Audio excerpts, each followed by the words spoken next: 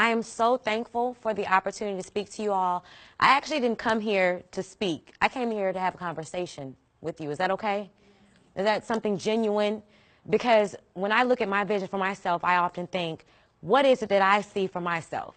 And what do I want to hear from a speaker or someone when I go? Do I want to be that person in the back of the room that feels like I didn't make eye contact at least once? Do I want to be that person that actually took a chance to listen to someone I'd never heard before and gain something from this experience that would energize, ignite, excite, and activate this vision that I see from my life?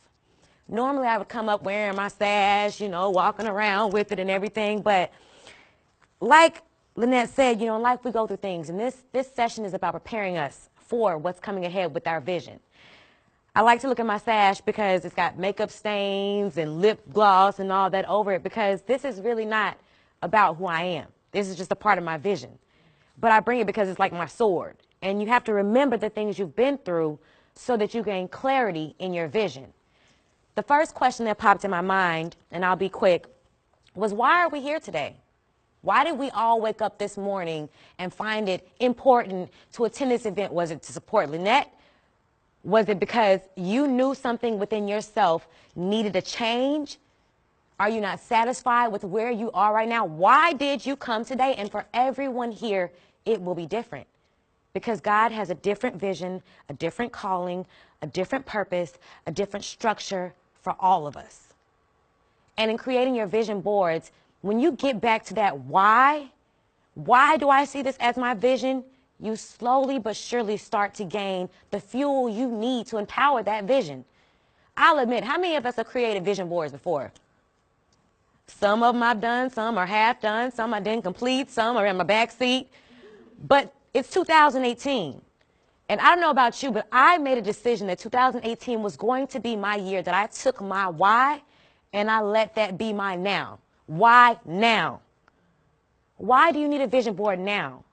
Because this morning when you woke up, your vision called to you like an alarm clock. Your vision called you to, you know what, I need to be around the element of positive energy, be somewhere that I have not been this year to start my pace up right. Why? So in knowing that, I said, well, why do I need this transformational shift? Because something apparently has been stalling all of us from getting to the next level.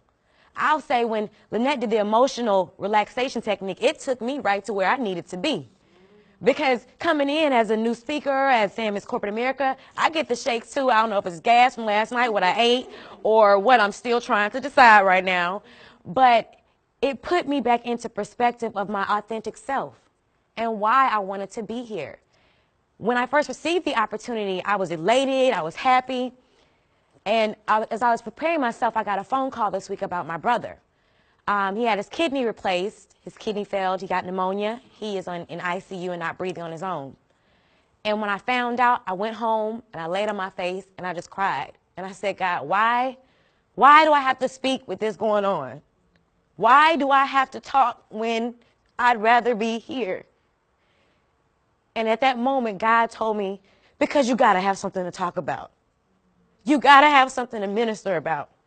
You need to tell them what I'm doing in your life, to show people, to show ourselves, for me to show you that this vision I've implanted within you is your authentic self. And if you push through, you'll know when you step into your authentic self. And when I got up this morning and I prayed and I put on my clothes and I got in the car, I'm riding, I'm playing my gospel music all the way there. Because sometimes you can play gospel music, but it still don't take you to where you still need something else, just a little bit to get you there.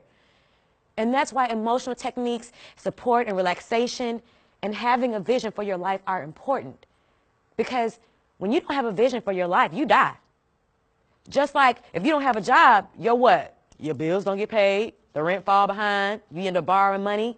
So it is in our why that we regain the confidence, the truth, the knowledge, the acceptance, the zeal, the fuel to start back really doing the things that our vision really calls us to do.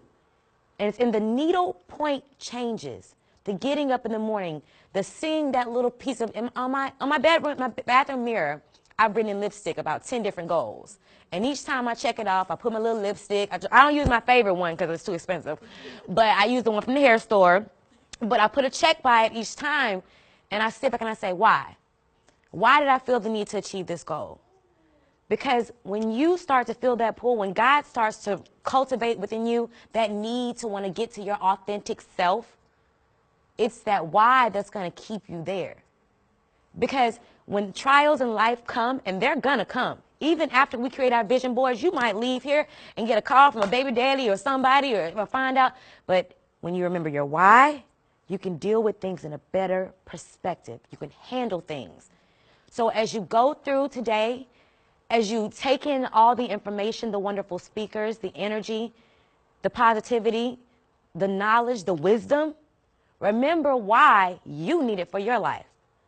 Remember why you need a change. And remember what that change is going to do for you. Because it may be through you that someone else regains their why back. It's going to be through you that someone remembers, you know what? If she can do it, I can do it. And I don't want to hold you long. And like I said, this is not about me running for Miss Corporate America. But my ultimate goal is to be a motivational speaker and to be someone that women can look at and call on and say, you know what? When Chelsea steps in the room, the Holy Ghost is coming with her. And I'm going to wake up and remember my why. That's just how it is.